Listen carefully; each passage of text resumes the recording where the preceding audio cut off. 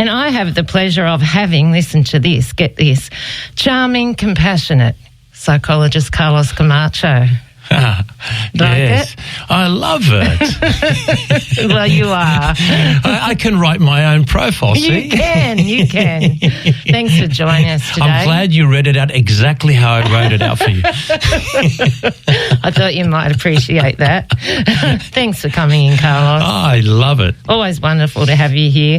The last week, I think it was only last week and maybe the week before, we were talking about mental health after retirement and the importance of still having dreams and setting goals, weren't we? That's right.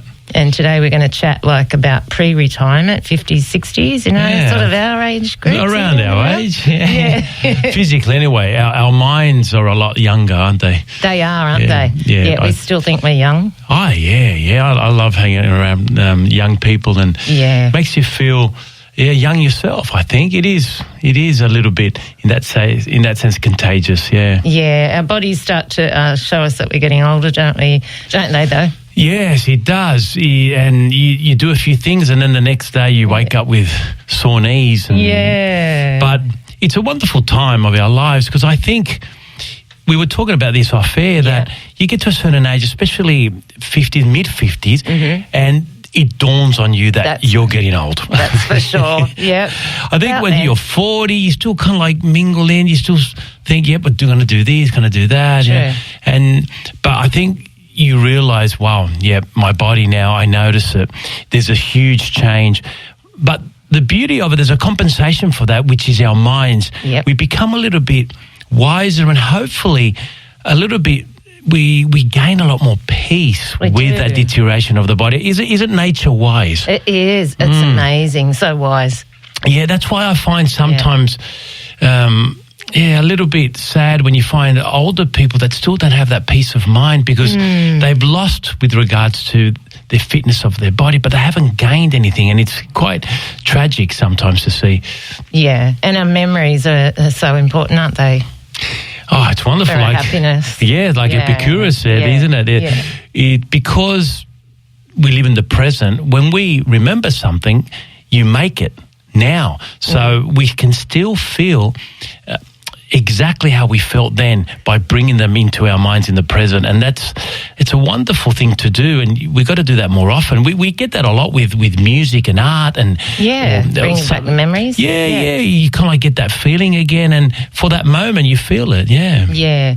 And it's always good to be out in nature. But hopefully, too, when we get to our age, our goals change, don't they? Like change with our age, and hopefully we've got a little bit more comfort and peace, and we can plan different things like holidays, enjoy those sorts of things, even though we don't really like to go clubbing as much as we used to. Yeah. I mean, we still like it, just that we feel out of place. We feel like they're saying, "Oh, look at that old person on the dance floor." That's right. But it's surprisingly, the young people today, they're very open-minded. I think it's quite surprising. This generation, they're very open-minded. If you dance to their music and you mingle in, they're very welcoming. I find it's not like so much like other generations. They're not they're much more broad-minded these days, and so give it a go. You feel like doing it, give it a go. I reckon. Just do it. If you go in with a good vibe, people are always welcoming, I find, and in most cases. So, but yes, look. At a certain age, in your 50s, 60s, usually you find a little bit more financial stability. That's right. You find that you're capable of doing things you couldn't in the past. Yeah. And, you get to that age, hopefully, that at least you got that part of your life sorted out.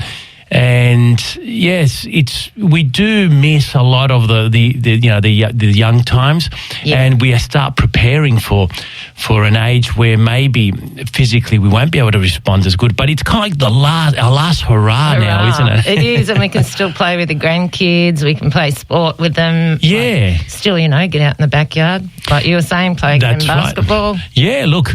Yeah, exactly. I mean, at this age, I think staying fit as possible is important because you need to have that physical fitness in order to play with the grandchildren or to do the basic things.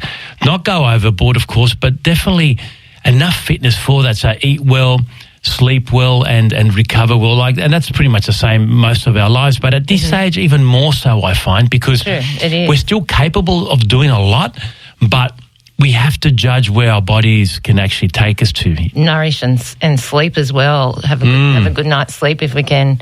That's the number one thing. It's more important than when we were younger. We could get by without it, couldn't we? Yeah, go clubbing and then go straight to work. Yeah. We've all done that type of stuff. And then, look, it's good to listen to our bodies. Nature, like we said, is wise. So the best person is yourself, the individual. And listen to it. We're the only animals that don't listen to our bodies. Isn't that you're strange? seeing dogs, they feel hungry, they eat, they feel tired, they sleep, And they don't eat if they're not hungry. That's right. Yeah. We don't. We have a routine and we stick to it, and we don't listen to our bodies sometimes. Sometimes we want to do something, but if we listen to our bodies, maybe it's telling us not to. That's the or the opposite. Or to do it. Do it. You're go for fine. it. Go for it. Yeah. Very true, because even I've been going to my chiropractor and he's always, listen to what your body says. There's not a rule for someone else and a rule for the next person, is there? It's so individual. Our bodies are so individual. Yes, and I talk about this a lot, and I've always said it for years, that we have to find about 5 minutes a day just to reflect on ourselves. Just ourselves, our mind and our body. No phone, no television, no music, just silence. I know it's hard to do because we kind of like feel a bit uncomfortable, like I should be washing the dishes. but you get used to it. Yeah, 5 minutes. Yeah. You'll be surprised. Just think about how you feel, think about how your body's, think about what you're going to do, think about, whether you have some pain somewhere, think about whether, that person really makes you feel good or not. And in 5 minutes, you'll be surprised. That's 300 seconds. See, my math is good. Very good. Yeah, I just worked it out like that. I'll add that to your bio as well. I'll have to talk about Pythagoras next time. Now, You will. just to show off. Oh, yeah. And then so those 5 minutes, but daily, makes a huge difference. And you deserve it, don't you? We all deserve that time for ourselves. Yeah, look, it's one of those things that if we didn't live in a civilized society, we'll probably have that time, because we live in a modern civilized society. We feel that, and especially in the Western world, It's like go, go, go. If you're not doing something, you're wasting your time. No, I think that time is a great investment, because you'll work things out that you wouldn't on the trot. That's for sure. Thank you. You are so wise. Oh, it's all smoke and mirrors. That's all.